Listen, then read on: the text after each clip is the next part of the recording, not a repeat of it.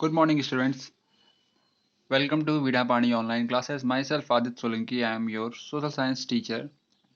In today's video, we are going to discuss on book exercises of chapter 1 of history, civics and geography.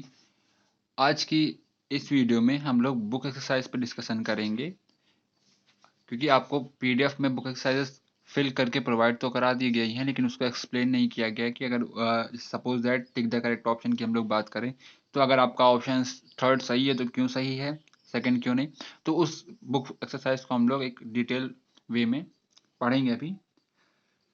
सबसे पहले start करते हैं chapter 1 से history के।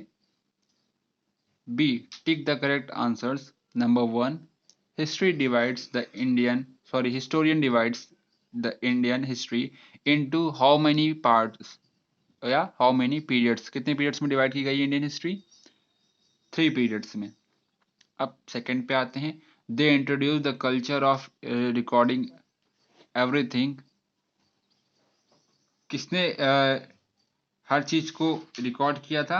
Mughals ने नहीं, छोलास ने नहीं, ब्रिटिशर्स ने, क्योंकि ब्रिटिशर्स का जो एडमिनिस्ट्रेशन था वो वेल ऑर्गेनाइज्ड वे में चलता था और हर चीजों का रिटर्न रिकॉर्ड उनके पास रहता था। Third, James mill divided India's past on the basis of.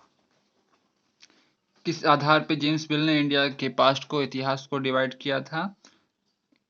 Regions of rulers के according. Fourth, an archives is a collection of. किस चीज का कलेक्शन होता है आर्चीव्स में? हिस्टोरिकल डॉक्यूमेंट्स का। फिर हम लोग आते हैं सेक्शन 2 पे।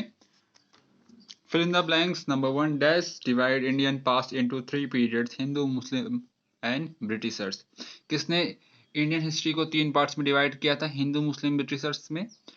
जेम्स मिल ने अपनी बुक में डिवाइड किया था इंडियन पास्ट को इन 3 कैटेगरीज में। अब हम लोग आते हैं fill in the blanks question number 2 पे। Subjugations of one country by another which brings political, social and cultural changes is called। इस प्रोसेस को क्या कहते हैं? Colonization। Third, a number of British records are preserved in। जितने भी British records होते थे किसी भी ऑफिस के, वो कहाँ पे रखे जाते थे संभाल के? रिकॉर्ड रूम में। और हर ब्रिटिश बिल्डिंग का या हर ब्रिटिश एडमिनिस्ट्रेशन ऑफिस का एक रिकॉर्ड रूम अपना सेपरेट होता था। Fourth, poverty and un British rule in India was written by. ये बुक किसके द्वारा लिखी गई थी? दादा भाई नारोजी के द्वारा। Fifth, James mill was and dash historian, यानी कि किस कंट्री से बिलोंग करते थे? Scottish. Six, the modern period of Indian history extend over a period of about dash years. कितने साल तक, कितने 100 साल तक मॉडर्न पीरियड चला है? 250 ईयर्स तक।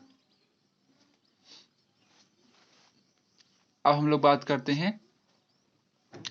ट्रू एंड फॉल्स की। Number 1, historical period usually span over period of time and are characterized by some common features. ये स्टेटमेंट आपका ट्रू है। Second, British exploited Indian resources for their own gain.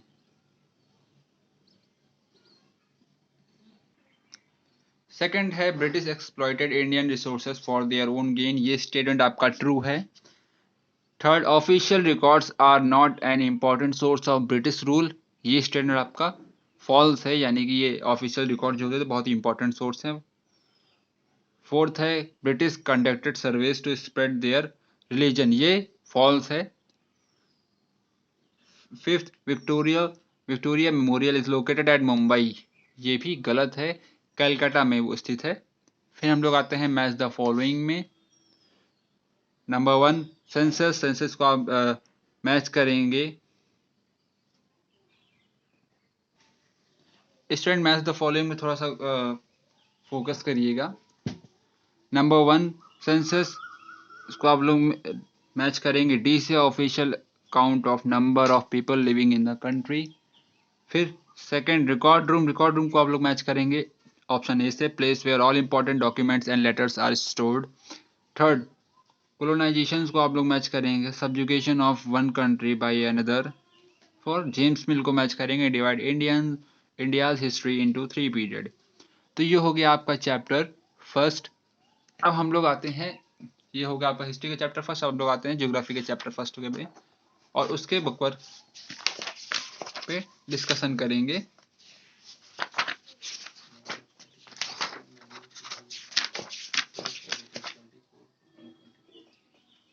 आपका history geography का chapter 1 है resources. Resources के book exercises आपको मिलेंगी page number 80 पे, तो आप पेज नंबर 80 खोल लीजिएगा। देन हम लोग स्टार्ट करेंगे। टिक द करेक्ट आंसर से number 1, which of the following is not a resource. इसमें से कौन सा रिसोर्स नहीं है? पहला है वाटर, सेकंड है कोल, थर्ड है गार्बेज। तो आपका सही आंसर है गार्बेज। सेकंड है आपका, which of the following is an example of man made resources. Man made resources का एग्जाम्पल क्या है? Option A medicine to treat cancer. फिर हम लोग आते हैं थर्ड पे, which of this is not a renewable resource. इनमें से कौन सा रिन्यूएबल रिसोर्स नहीं है? तो आपका कोल रिन्यूएबल नहीं है, विंड और वाटर रिन्यूएबल है। Fourth, how many years does it take for the formation of coal. Coal formation के लिए कितने साल लगते हैं? पहला ऑप्शन है 50 ईयर्स, सेकंड ऑप्शन है 100 ईयर्स, थर्ड ऑप्शन है थाउजेंड्स ऑफ ईयर। तो हजारों साल लगते हैं, तो 1000 ऑफ ईयर आपका सही ऑप्शन है। सी है encircle the right options. Number 1, air and water are localized या यूबिक्यूटस रिसोर्सेज। तो आप लोग यूबिक्यूटस रिसोर्सेज को इंसर्कल करेंगे। Second, mountain and waterfalls have aesthetic और लीगल वैल्यूज। तो आप लोग एस्थेटिक को सर्कल करेंगे। Third, the future of our planet resets on our ability to conserve और डिस्ट्रॉय आवर रिसोर्सेज। तो आप कंजर्व को इंसर्कल करेंगे। फोर्थ है आपका, the coal reserve in Jharkhand is आ और एन पोटेंशियल और एक्चुअल रिसोर्स। तो क्या है वो? एक्चुअल रिसोर्स है। फिफ्थ, डैश यानी कि fossil fuels and wind and water can not be recycle. तो इनमें से कौन से रिसाइकल नहीं हो सकते? तो फॉसिल फ्यूल्स रिसाइकल नहीं हो सकते, उसको हम लोग एक ही बार यूज कर सकते हैं। हम लोग आते हैं सेक्शन 2 पे, फिल इन द ब्लैंक्स पे। Number 1, we use many dash to satisfy different types of needs. अलग अलग नीड्स को या अलग अलग जरूरतों को सेटिस्फाई करने के लिए हम लोग किसका यूज करते हैं? रिसोर्सेज का यूज करते हैं। सेकंड है, dash are the things that are use without much change. कौन सी चीजें होती है जो बिना किसी ज्यादा चेंज के हम लोग यूज कर लेते हैं डायरेक्ट, उन्हें हम लोग कहते हैं नेचुरल रिसोर्सेज। थर्ड है, air and water are dash resources. ये कौन से रिसोर्सेज होते हैं? यूबिक्यूटस रिसोर्सेज होते हैं। स्पेलिंग एक बार आप बुक से देख लीजिएगा अगर आपको बुक में समझ में नहीं आ रही है, यानी कि वीडियो में समझ में नहीं आ रही है तो। Fourth, dash means to consume less और डू नॉट वेस्ट। इसका मतलब क्या होता है? Conservation. Five, sustainable development is the both dash and dash viable, यानी कि इकोनॉमिकली एंड सोशली। अब आते हैं ट्रू एंड फॉल्स में। ट्रू एंड फॉल्स, नंबर 1 है आपका, thing without an economic value can be a resource. तो ये आपका ट्रू है। Second, human are destroying resources to meet there need. ये भी ट्रू है। Coal is an non renewable resources so it should be conserved. ये statement भी आपका ट्रू है। फोर्थ है, air is an renewable resource. ये भी आपका ट्रू है।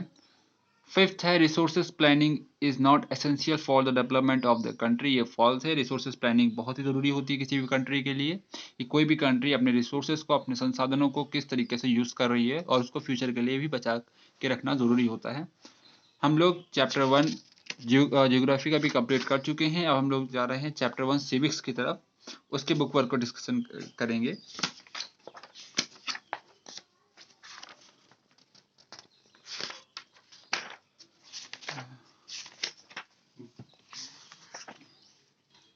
चैप्टर 1 सिविक्स का है आपका इंडियन कॉन्स्टिट्यूशन, यानी कि भारतीय संविधान, जिसकी बुक एक्सरसाइजेज आपको मिलेंगी पेज नंबर 127 पे। तो हम लोग 127 को ओपन करेंगे।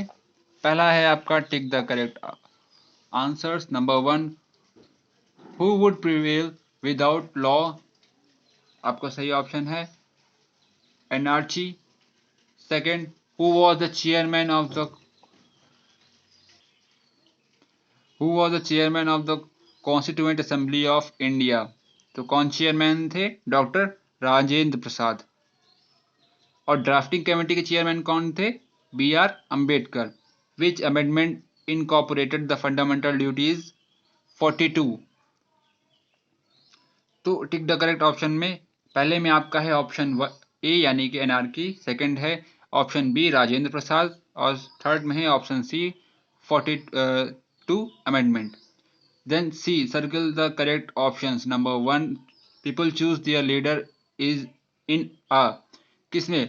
मोनार्ची में और डेमोक्रेसी में। तो हम लोग मोनार्ची में अपने लीडर्स को इलेक्ट करते हैं।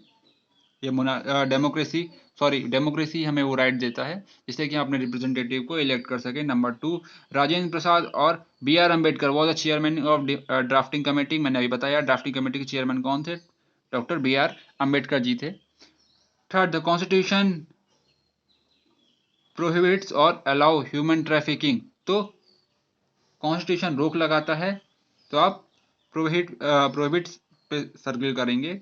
Fourth the fundamental duties were incorporated in the year, किस ईयर में इनकॉर्पोरेट हुए थे? 1976 में। 5 the directive principles are given in the list second और पार्ट फोर्थ में।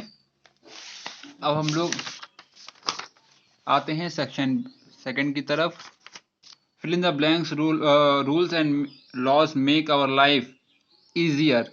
Second dash and dash are the 2 houses of parliament. 2 houses parliament के कौन कौन से हैं? Lok Sabha and Rajya Sabha. 3 all Indians are free to dash themselves, यानी कि गवर्नमेंट या govern. 4th all peoples have equal access to dash opportunities, employment opportunities. 5th it is our duty to protect dash and dash of our country. तो sovereignty, integrity and unity. Option आपका question B है right, true and false. पहला है India is a federation of state, ये आपका statement true है। Second Indian constitution was made by British law expert, ये गलत है आपका। Third fundamental rights are guaranteed by the constitution, ये स्टेटमेंट आपका ट्रू है। फोर्थ है doctor B R Ambedkar was the chairman of drafting committee, ये स्टेटमेंट आपका ट्रू है। Fundamental duties are enforced in a court of law, ये statement आपका, तो आपका ऑप्शन स्टेटमेंट 5 भी फॉल्स है। स्टूडेंट्स हम लोगों ने तीनों ही चैप्टर के बुक वर्क पर डिस्कशन कर लिया है और आज की वीडियो में इतना ही। अगर आपको इस वीडियो से रिलेटेड या बुक वर्क से रिलेटेड कोई भी क्वेश्चन है, कोई भी डाउट है, कोई भी प्रॉब्लम है, तो आप क्वेश्चनिंग आवर में पूछ सकते हैं, यानी कि 10 AM से 11 AM के बीच में क्लास में। आज की वीडियो में इतना ही। Thank you very much.